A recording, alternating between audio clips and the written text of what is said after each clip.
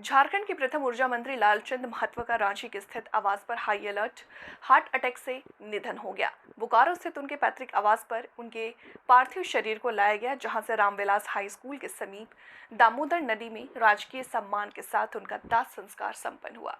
उनके भतीजा सुप्रति महतो ने मुखाग्नि दी। पूर्व मंत्री ने निधन के बाद रांची विधानसभा में पार्थिव शरीर लाया, जहां विधानसभा अध्यक्ष ने उस पर पुष्प अर्पित कर श्रद्धांजलि दी।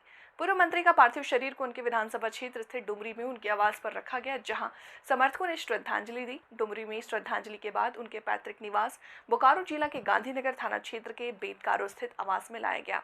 उनके आवास पर कई जनगण लोग पहुंचे, जिसमें राज्यसभा सदस्य खीरू महतो, मांडू विधायक जेपी पटेल, गौतम सागर राणा, पूर्व मंत्री सुधा चौधरी, विधायक जलेश्वर महतो, पूर्व विधायक योगेश्वर आदि सैकड़ों लोगों ने दिवंगत मंत्री को श्रद्धांजलि दी। पूर्व मंत्री लालचंद जी का निधन हुआ है, आप भी पहुंचे हैं, तो क्या इन पर अपना प्रतिक्रिया? सबसे पहले तो मैं नमन करता हूँ, सब समर्पित करता हूँ, भगवान से प्रार्थना करता हूँ कि अपना श्री चरण उनको स्थान दे, परिवार को हिम्मत दे। और यहाँ विधानसभा का विशेष हम लोग ने अभिभावक नंबर दिया, हम लोग विधानसभा को महसूस पूर्व मंत्री लालचंद जी का निधन पर आप लोग आए हैं, तो इस पर अपनी श्रद्धांजलि या जो भी अपना वक्तव्य है। आज उनका हम लोग श्रद्धांजलि अर्पित कर रहे हैं। वो पूरे झारखंड के विस्थापित नेता, गरीबों का नेता, किसानों के नेता रहे और ऐसा आंदोलनरत रहे। और पूरे झारखंड के गरीबों का ऐसे उत्थान करने में कहीं कोई कसर नहीं छोड़े। विस्थापित आंदोलन में रहे, हम लोग साथ में आंदोलन में रहे और जेल भी ऐसा कई बार हम लोग के साथ में रहे। साथ साथ सुप्रीम कोर्ट में भी मामला यहाँ विस्थापितों का उठाते रहे और हम लोग लड़े और वहाँ जीते भी। आज ऐसा पूरे विस्थापित क्षेत्र के सब जगह, चाहे कोई भी कंपनियां हो, सब जो अन्याय भ्रष्टाचार उसके अन्याय के खिलाफ लड़ने में आगे रहते थे और समाजवादी नेता रहे और हम लोग समाजवादी गढ़ से निकले हुए हैं। और ऐसा आज उनके नहीं रहने से बहुत दुखी है, मर्माहत है पूरे झारखंड के लोग। और उनकी जो क्षति हुई तो पूरा नहीं किया जा सकता, लेकिन हम लोग उनके बताए हुए रास्ते पर चल कर कदम पर और आगे हम लोग ऐसा लोग ले जाने का काम करेंगे। यही हम लोग ऐसा जदयू से आप भी अभी राज्यसभा सांसद हैं, जदयू से एक बार विधायक भी रहे हैं, तो कितना घनिष्ठता रहा इस बात? इनके साथ तो बोला हमने ने बहुत घनिष्ठता रहा।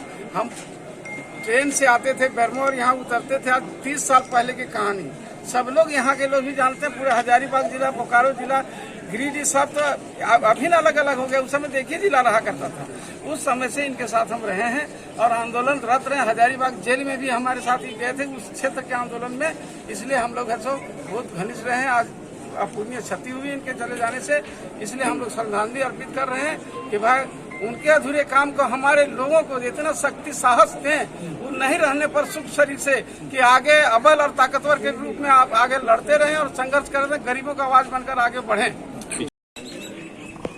निरंतर झारखंड की आवाज़, झारखंड की बात, चाहे वो मजदूर का हो, शोषित का हो, संरक्षकों का हो, और विस्थापन जैसी समस्याओं को इन्होंने पुरजोर तरीके से सदन में रखने का काम किया और अपने एक मजदूर नेता के रूप में भी इनकी पहचान एक समय रही है।